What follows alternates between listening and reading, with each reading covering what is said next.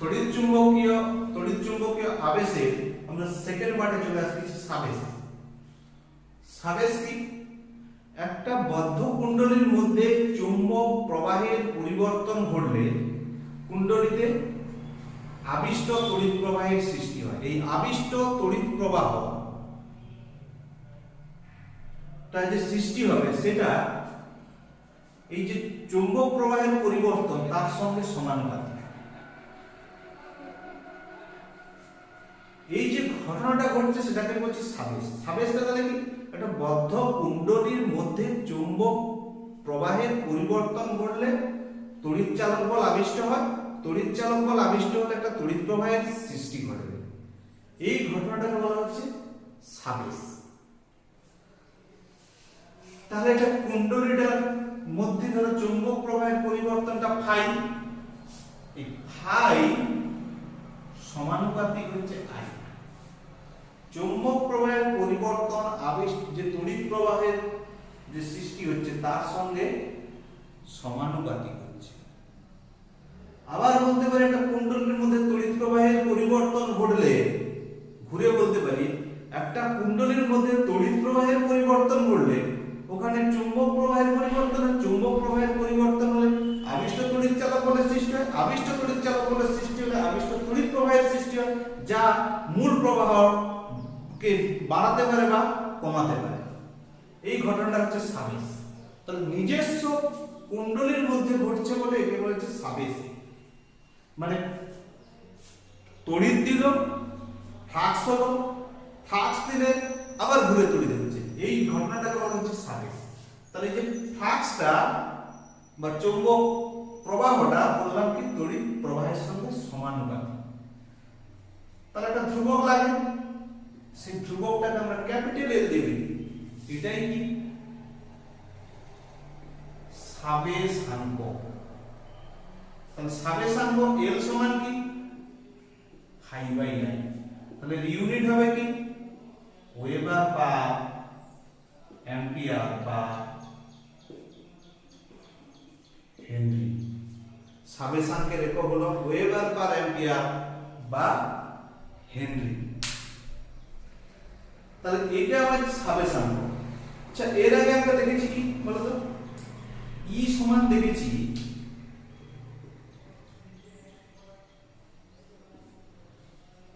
এটা আমি মডটা নিচ্ছি, নেগেটিভ নিচ্ছি। তাহলে দেখো তো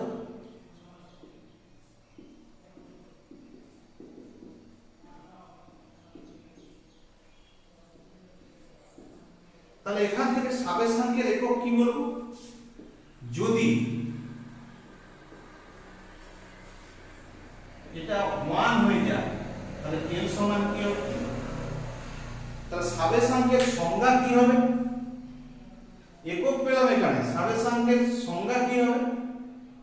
যদি একটা কুণ্ডলীর মধ্যে সময়ের সাপেক্ষে তড়িৎ প্রবাহের পরিবর্তন 1 একক হয় তাহলে যে পরিমাণ তড়িৎ চালক বল আবিষ্ট হবে তাকে বলা হবে সাবেশাঙ্ক। তাহলে এখানে দেখছিলাম কি একটা চুম্বক ফ্লাক্সের পরিবর্তন ঘটলে উৎপন্ন যে তড়িৎ প্রবাহ তার সঙ্গে সমানুপাতিক হচ্ছে। এবার এখানে বলবো কি যে সময়ের সাপেক্ষে কুণ্ডলীতে তড়িৎ প্রবাহের পরিবর্তন 1 একক হলে বা একটা কুণ্ডলীর মধ্যে একক হারে তড়িৎ প্রবাহের পরিবর্তন হলে কুণ্ডলীতে যে পরিমাণ আবিষ্ট তড়িৎ চালক বলের সৃষ্টি হবে তাকে বলা হবে সাবেশাঙ্ক। তাহলে এখানে কি পরিমাণ শক্তির সৃষ্টি হচ্ছে একটু ক্যালকুলেশন করি। শক্তি কুণ্ডলীর শক্তি, শক্তি মানে শক্তির আগে আমরা জানবো কার্য। কার্য সমান কি হয়? বিভব ইনটু আধান। একটা বিভবের বিরুদ্ধে আধান স্থাপন করলে তাহলে কিছু কার্য হয়। কারণ বিভব আমরা জানি অসীম থেকে একক আধানকে স্থাপন করতে যে কার্য হয় তাকে বলা হয় বিভব। তাহলে বিভব একক আধান, তাহলে কিউ আধান যদি স্থাপন করা তাহলে কার্য হবে ভি ইনটু কিউ। ডিকিউ আধান যদি স্থাপন করি তাহলে ভি ইনটু ডিকিউ। এখানে তড়িৎ চালক বল ই ইনটু ডিকিউ কার্য, কারণ এখানে বিভবটা কি, এটা তড়িৎ চালক হলো, আবিষ্ট তড়িৎ চালক হলো। তাহলে আমরা বলতে পারি ই সমান কি দেখলাম এক্ষুনি, এইটা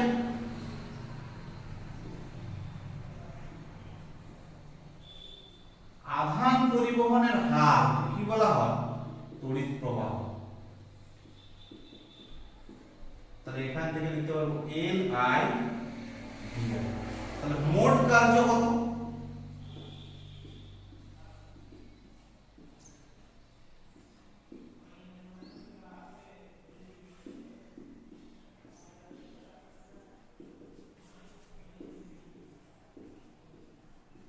আইডেন্টিফিকেশন কি I square by 2 half Li square. তাহলে এটাই আমার কি শক্তি। তাহলে শক্তি E সমান কি হলো হাফ Li স্কয়ার। তাহলে এখন আমরা একটা কিছু কুণ্ডলীর সাবেশাঙ্ক বের করানোর চেষ্টা করি।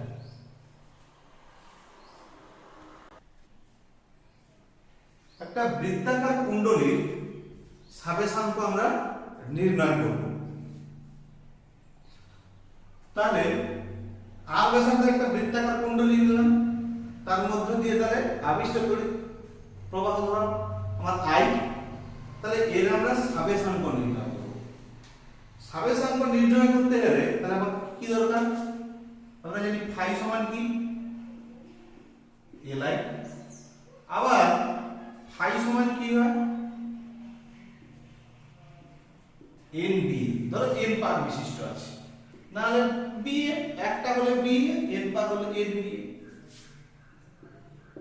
এর কেন্দ্রে চুম্বক ক্ষেত্র কত হবে আমরা জানি কি মিউ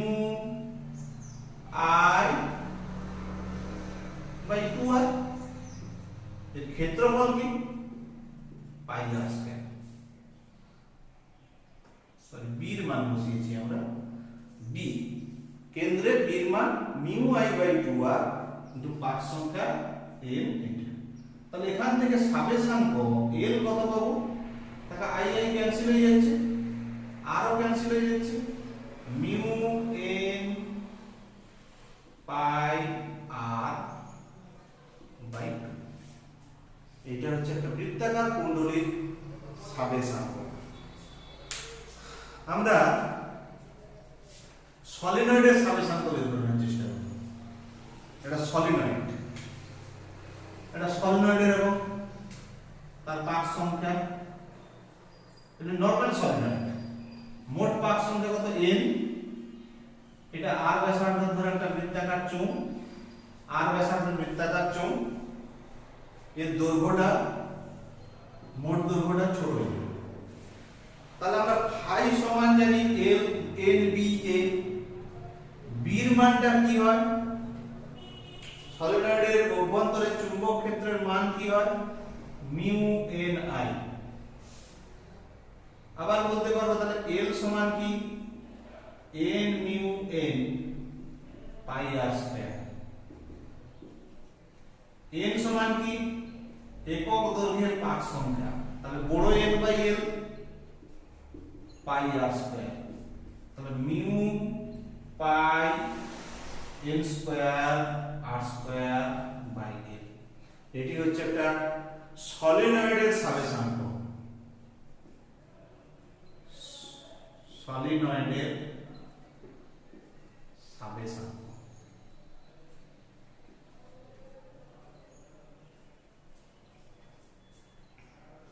মিউর জায়গায় আমরা বসাতে পারি, মিউর জায়গায় এরকম বসাতে পারি mu 0 mu r pi n square r square by n।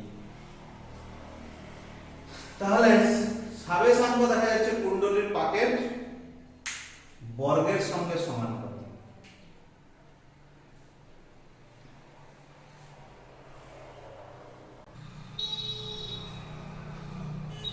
এরপর আমরা আসছি কি তড়িৎ চুম্বকীয় আবেশের থার্ড পার্টে, পারস্পরিক আবেশ।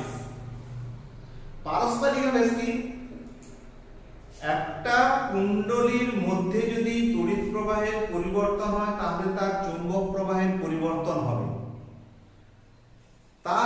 পাশে অবস্থিত অন্য একটা কুণ্ডলী যদি রাখা যায় তাহলে তার মধ্যে আবার চৌম্বক প্রবাহের পরিবর্তনের জন্য আবিষ্ট তড়িৎ প্রবাহের সৃষ্টি ঘটে।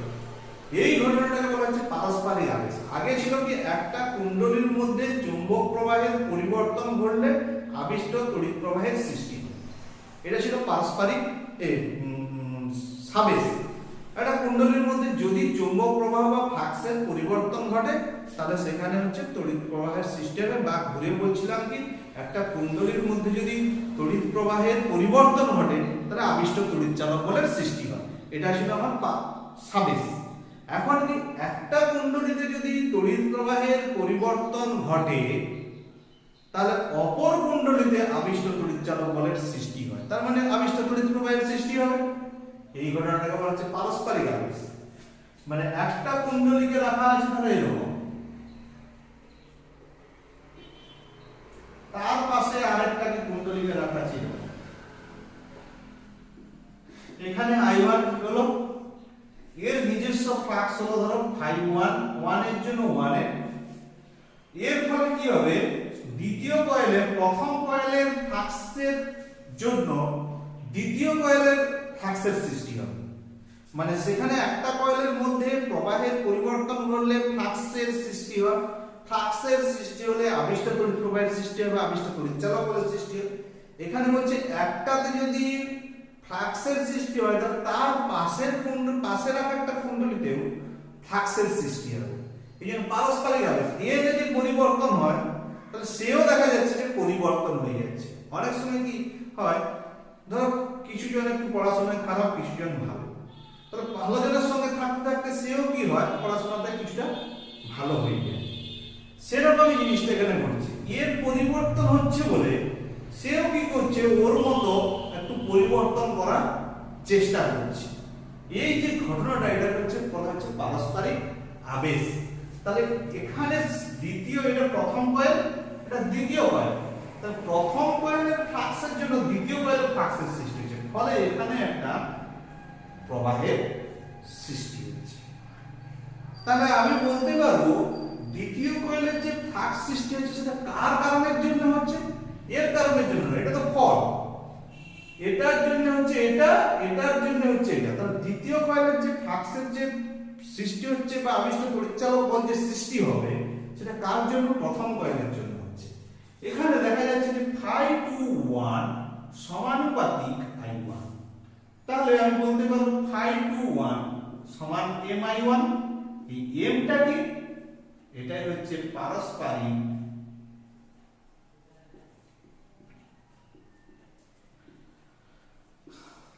আবেশাঙ্ক। সেটা ছিল সাবেশাঙ্ক, এটা পারস্পরিক আবেশাঙ্ক, পরস্পরের মধ্যে হচ্ছে। তাহলে একই রকম ভাবে ওখানে তড়িৎ চালক বল E সমান কি হবে, d phi21 dt। একই রকম ভাবে বলবো m di1 dt। এর একক দেখো ওয়েভ, এর একক হবে ওয়েবার পার অ্যাম্পিয়ার বা হেনরি, কারণ এর তো ফ্লাক্সের একক ওয়েবার আর অ্যাম্পিয়ার, যা আলাদা কারেন্ট হোক আলাদা ফ্লাক্স হোক, কিন্তু ওয়েবার পার অ্যাম্পিয়ার। তাহলে এখানে কি বলবো, পাশাপাশি রাখা দুটি কয়েলের মধ্যে বা কুণ্ডলীর মধ্যে, পাশাপাশি রাখা দুটো কুণ্ডলীর মধ্যে একটি কুণ্ডলীতে সময়ের সাপেক্ষে একক হারে তড়িৎ প্রবাহের পরিবর্তন ঘটলে পার্শ্ববর্তী কুণ্ডলীতে যে তড়িৎ চালক বলের সৃষ্টি হবে তাকে বলা হবে পারস্পরিক আবেশাঙ্ক। এটা যদি 1 হয় তাহলে m সমান কি হবে, e। এই ভ্যালুটা 1 হলে m সমান হবে e টা কোনখানে হচ্ছে, দ্বিতীয়তে।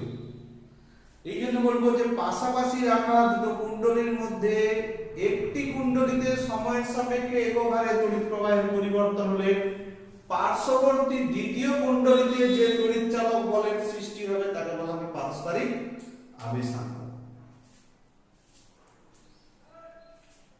ঠিক আছে, তাহলে এখান থেকে আমরা যদি কার্য বের করাই একই রকম ভাবে কার্যের সমীকরণ হতে পারে, যে একই রকম ভাবে আমি সেই m এর জায়গায় কি হবে এখানে এল এর জায়গায় এখানে এম হবে, তাহলে একই রকম ভাবে হাফ এল আই স্কয়ার করছিলাম, এখানে হাফ এম আই স্কয়ার করতে পারবো। কিন্তু দুটো কুণ্ডলীর মধ্যে সাবেশাঙ্ক, এর সাবেশাঙ্ক ধরো L1, এর সাবেশাঙ্ক L2, পারস্পরিক আবেশাঙ্ক কি m। তাহলে আমরা দেখো 511 সমান বলতে পারবো L1I1, আর 521 বলতে পারবো MI1। একই রকম ভাবে বলতে পারবো দ্বিতীয় কুণ্ডলীতে যদি 522 হয় আর এখানে যদি 512 হয়, তাহলে কি বলবো 522 সমান L2I2, 512 সমান হবে MI2। আবার এই যে ফ্লাক্সের পরিবর্তন, এই ফ্লাক্সটা আর এই ফ্লাক্সটা পরস্পরের কি সমানুপাতিক, মানে এটা হয়েছে বলে এখানে তো হয়েছে, আগে এটা হয়েছে তারপরে তার আবেশের দরুন এটা হয়েছে, আবার এটা হয়েছে বলে এটা হয়েছে। তাহলে একই রকম ভাবে আমি বলতে পারবো 512 521 বলতে পারবো কি সমানুপাতিক 511 522।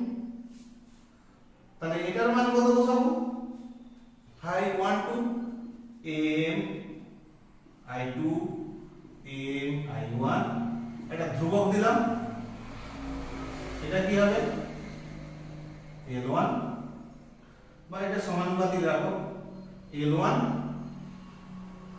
I1 L2 I2। ধ্রুবক দিলে সমানুপাতিক আর দরকার নেই, সমানুপাতিক থাক। তাহলে m স্কয়ার সমানুপাতিক L1 L2, m সমানুপাতিক √L1 L2। তাহলে এই যে আমি একটা ধ্রুবক দিয়ে দেখি m সমান হবে k √L1 L2। এই k এর মান সব সময় লেস দেন ইকুয়াল টু 1 হবে। এই k কে বলা হয় কাপলিং গুণক বা কাপলিং কোএফিসিয়েন্ট। তাহলে m কি হবে less than equal to √L1 L2। এইটা হচ্ছে পারস্পরিক আবেশাঙ্ক এবং সাবেশাঙ্কের মধ্যে সম্পর্ক। কেটাকে কি বলছি কাপলিং গুণক। তাহলে এখন নেক্সট আমরা কিছু কয়েলের পারস্পরিক আবেশাঙ্ক বার করার চেষ্টা করব।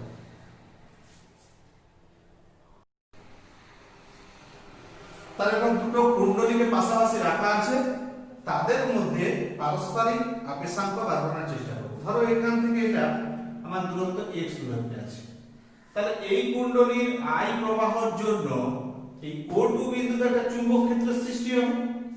তাহলে প্রথম কুণ্ডলীর জন্য দ্বিতীয় O2 বিন্দুতে চুম্বক ক্ষেত্র নির্ণয় করব। O2 বিন্দুতে চুম্বক ক্ষেত্রের আমার সূত্র কি B সমান হবে, ধরো এটার পাক আমার N1, এটার পাক N2, B সমান হবে mu Ni r square by 2 into r square plus x square to the power 3/2। এটা হবে প্রথম কুণ্ডলীর জন্য এই O2 বিন্দুতে, কারণ অক্ষ বরাবর x দূরে আমার চুম্বক ক্ষেত্রের রাশিমালা কি হয় এটা, তাহলে সেই রাশিমালাটি বসাবো। এইবার আমার বের করাতে হবে ফাই। ফাই সমান কি ফাই সমান হবে mi, আবার mi সমান কি হবে b n2। এখন দ্বিতীয় কুণ্ডলীতে বার করেছি, এটা প্রথম কুণ্ডলীর জন্য দ্বিতীয় কুণ্ডলীর উপর চুম্বক ক্ষেত্র হয়ে গেছে। এবার দ্বিতীয় কুণ্ডলীর ক্ষেত্রে এটা দ্বিতীয় কুণ্ডলীর জন্য বার করছি। দ্বিতীয় কুণ্ডলীর জন্য বা দ্বিতীয় কুণ্ডলীর ক্ষেত্রে ফাই সমান mi সমান n2b a। তাহলে n2 mu ni r square 2 into r square plus x square to the power 3 এর 2 a2 কি হবে একটা দেখো 2 কি আছে এখানে ওর ক্ষেত্রফল পাই r স্কয়ার।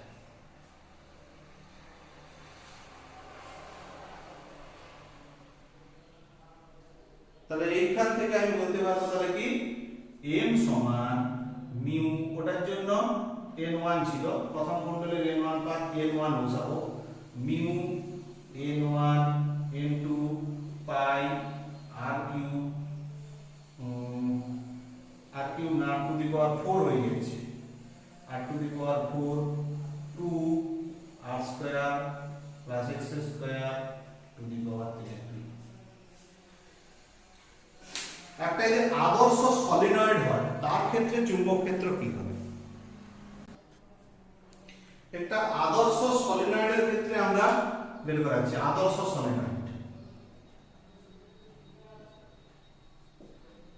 আদর্শ সলিনয়েডের ক্ষেত্রে আমরা কি করব, এই পারস্পরিক আবেশাঙ্ক বের করা, মানে এই সলিনয়েডটার উপরে আরেকটা সলিনয়েড জড়ানো আছে, এর পাক সংখ্যা n2, তাহলে মুখ্য কুণ্ডলীর পাক সংখ্যা, এটা মুখ্য কুণ্ডলীর পাক সংখ্যা আর এটা গৌণ কুণ্ডলী।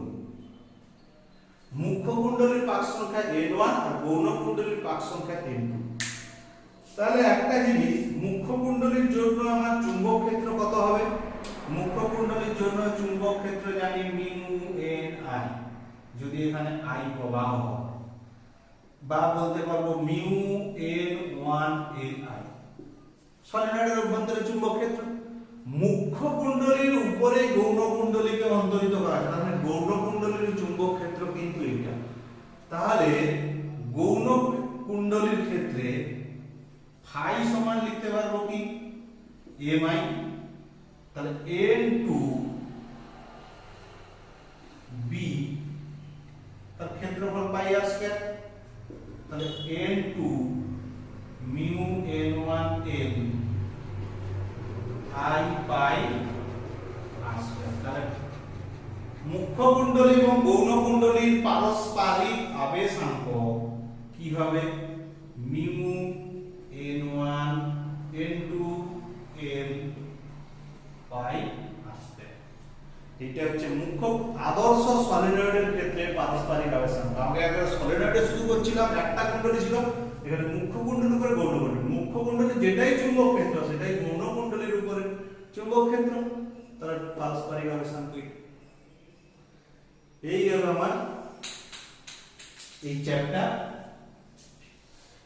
তাহলে চ্যাপ্টারে আমরা তিনটে জিনিস শিখলাম, একটা হচ্ছে আবিষ্ট তড়িৎচালক বলার কিছু গণনা, তারপর হচ্ছে আবেশ, তারপর হচ্ছে পারস্পরিক আবেশ। এরপর নেক্সট দিন এই চ্যাপ্টারে আমরা কিছু ম্যাথ করব, ম্যাথ করার চেষ্টা করব। আর এই চ্যাপ্টারে বিশেষ কিছু নেই, তাহলে নেক্সট দিন আমরা ম্যাথ করব।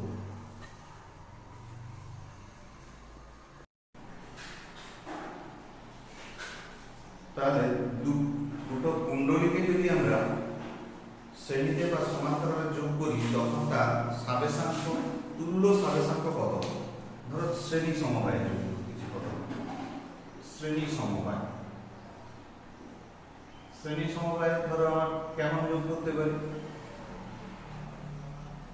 এরকম করে আবার এরকম যোগ করতে পারি। দেখো এর ক্ষেত্রে একই দিকে প্রবাহ যাচ্ছে, তাহলে এর সাবেশাঙ্ক যদি L1 হয়, এর সাবেশাঙ্ক যদি L2 হয়, তাহলে তুল্য সাবেশাঙ্ক হবে L ইকুইভ্যালেন্ট হবে L1 plus L2 plus L।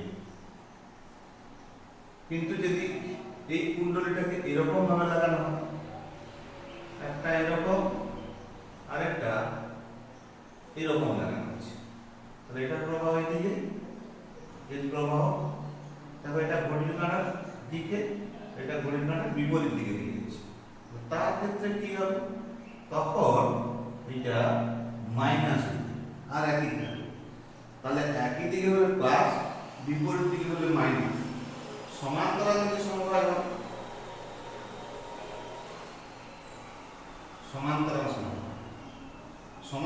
সমবায় মানে কি, তাহলে কুণ্ডলীটা একটা কুণ্ডলী এরকম, আরেকটা কুণ্ডলী এরকম ধরা আছে। সমান্তরাল সমবায় একই দিকে প্রবাহ আছে, দেখো দুটো একই দিকে প্রবাহ। তাহলে এর ইকুইভ্যালেন্ট হবে L1 L2 minus m square by L1 plus L2 plus a। যদি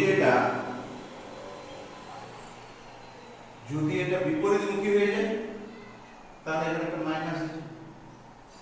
এই হচ্ছে আমার তুল্য সাপেক্ষ।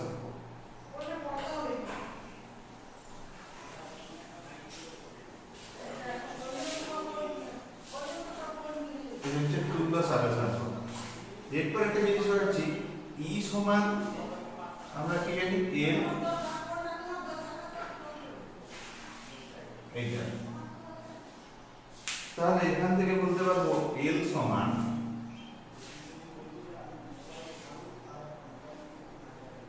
এটা বলতে পারি। দেখো ই একক কি হয়, ভোল্ট, টি একক সেকেন্ড, এর একক অ্যাম্পিয়ার। তাহলে ভোল্ট পার অ্যাম্পিয়ার, তাহলে এটা ভোল্ট পার, যে ভোল্ট পার অ্যাম্পিয়ার মানে কি ওহম সেকেন্ড। তাহলে সাবেশাঙ্কে একটা একক হতে পারে কি ওহম সেকেন্ড। তার মানে হেনরি যে বলছিলাম আমরা, হেনরি সমানই কি বলতে পারবো ওহম সেকেন্ড। তাহলে সাবেশাঙ্কের একক কি কি হলো, weber per ampere or Henry, আবার ওহম সেকেন্ড একটা সাবেশাঙ্কের একক আমরা প্রমাণ করতে পারছি। আরেকটা জিনিস এখানে তোমাদেরকে বলতে হবে, সেটা হচ্ছে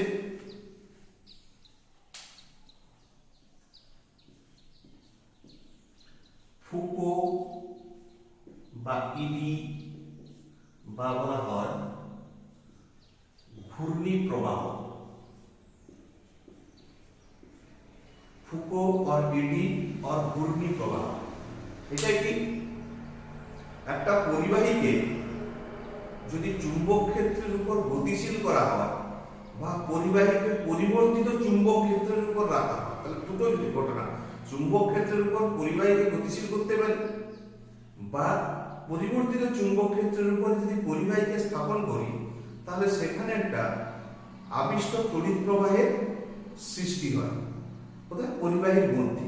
কারণ আমরা তো তড়িৎ চুম্বকীয় আবেশে পড়েছি যে একটা চুম্বক ক্ষেত্রের উপর একটা পরিবাহীকে গতিশীল করলে সেখানে তড়িৎ ক্ষেত্রের সৃষ্টি হয়, তড়িৎ শক্তির সৃষ্টি হয়। এখানেও সেরকম একটা চুম্বক ক্ষেত্রের উপর পরিবাহীকে গতিশীল করলে বা পরিবর্তিত চুম্বক ক্ষেত্রে একটা পরিবাহীকে স্থাপন করলে একটা আবিষ্ট তড়িৎ প্রবাহের সৃষ্টি হয় এবং এই আবিষ্ট তড়িৎ প্রবাহটা পরিবাহীর মধ্যে বদ্ধ আকারে পরিবাহিত হয়, মানে বদ্ধ লুপের মধ্যে একটা পরিবাহিত হয়। এই ধরনের প্রবাহ বিজ্ঞানী ফুকো প্রথম পর্যবেক্ষণ করেছিলেন বলে তার নাম অনুযায়ী একে বলা হয় ফুকো প্রবাহ বা ঘূর্ণন আকারে ঘুরতিছে লুপের মধ্যে, এই জন্য বলা হয় ঘূর্ণি প্রবাহ। মানে কেমন হবে প্রবাহটা, এটা যদি পরিবাহী হয় তাহলে পরিবাহীর মধ্যে এরকম ঘূর্ণি আকারে ঘুরতে থাকবে প্রবাহটা।